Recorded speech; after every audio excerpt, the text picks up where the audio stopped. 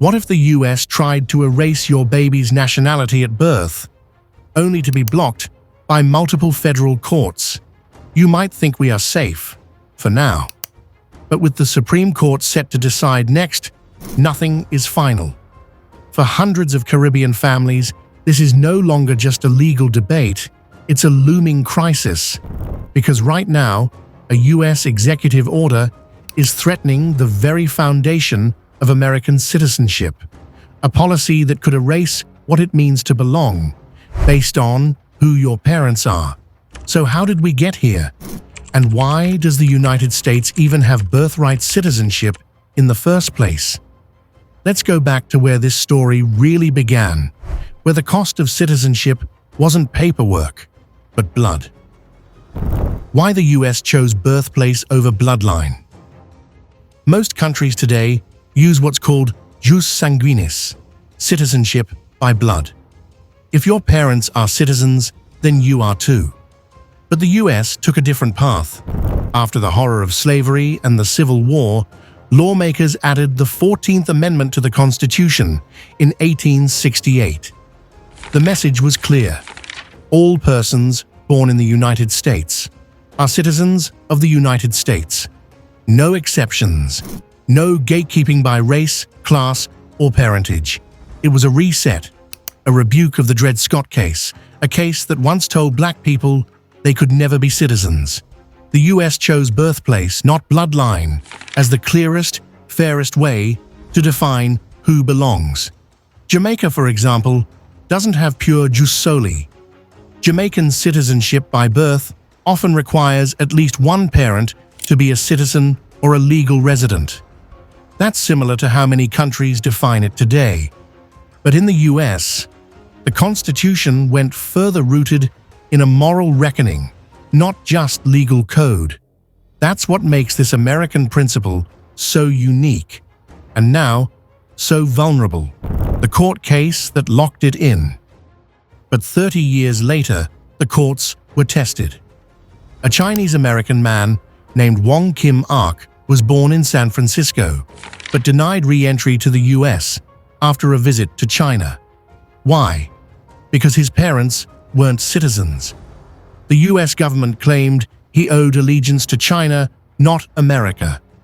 But the Supreme Court said otherwise. In 1898, the court ruled, if you're born on US soil, you're a US citizen. It didn't matter if your parents were immigrants or even if they could never become citizens themselves. That ruling has stood for over 125 years. But now, the very argument that was lost in Wong Kim Ark is back. And this time, it's coming from the White House. In January 2025, the US President signed Executive Order 14,160. It says children born in the US to foreign mothers and non-citizen fathers may not be citizens at all, even if the mother is in the country legally, even if she's a student, a nurse, or a professional with a work visa. This policy doesn't just target undocumented migrants. It now includes legal Caribbean residents in America, Jamaicans, Haitians, Trinidadians, you name it. Many are families who followed every rule. They paid tuition, paid taxes, paid rent, worked long hours, and now they're being told your child's birth here doesn't count. And that could impact many Caribbean families living in, traveling to, or hoping to build a future in the US. Courts fight back. When the order came down, lawsuits flooded the courts.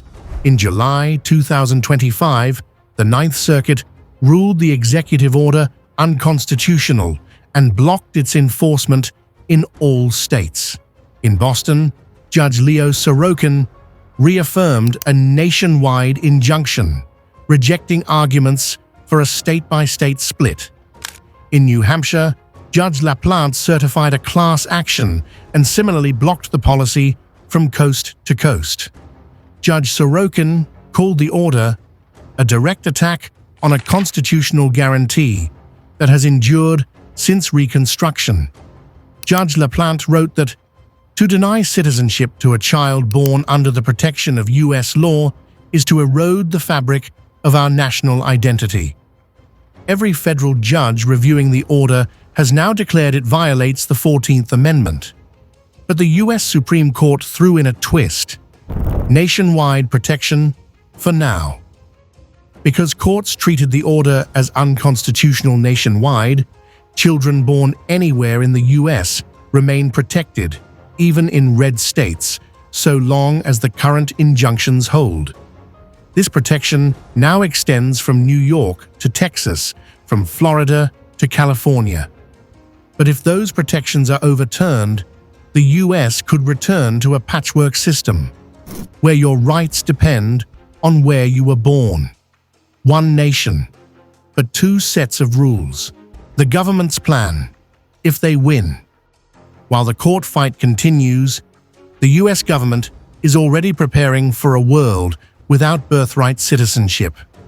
Agencies like USCIS, the State Department, and Social Security are drafting new rules. A U.S. birth certificate would no longer prove citizenship. Parents would need to submit proof of their own immigration status before a child can get a passport or a Social Security number. A baby born in America could instead inherit a parent's visa status, or worse, be considered unlawfully present from birth. That means a baby might be denied health coverage. A teenager might not be able to open a bank account or get a student loan. The system would create a two-tier society, American-born, but not American enough. Think about it. A Jamaican nurse in Florida gives birth. She's on a legal visa. Her baby, once guaranteed citizenship, now has to prove their right to exist under the law. This isn't just a political issue. It's a human one that tests the promises made to immigrants and the children they raise. This isn't just a U.S. debate. This is a global turning point, where nations are asking hard questions about identity, belonging, and who gets to call a country home. For Jamaicans and the wider Caribbean diaspora, the outcome could reshape migration, family planning, and future generations. Birthright citizenship is not just a law, it's a promise, a lifeline, a shield, and right now, that shield is still holding. But the battle isn't over. Subscribe to this channel, Impacting Jamaica, if you care about stories that impact Jamaicans and other Caribbean nationals at home and abroad. Share this video with someone who needs to know what's happening. Whether you're born in Kingston or Queens, this fight touches us all.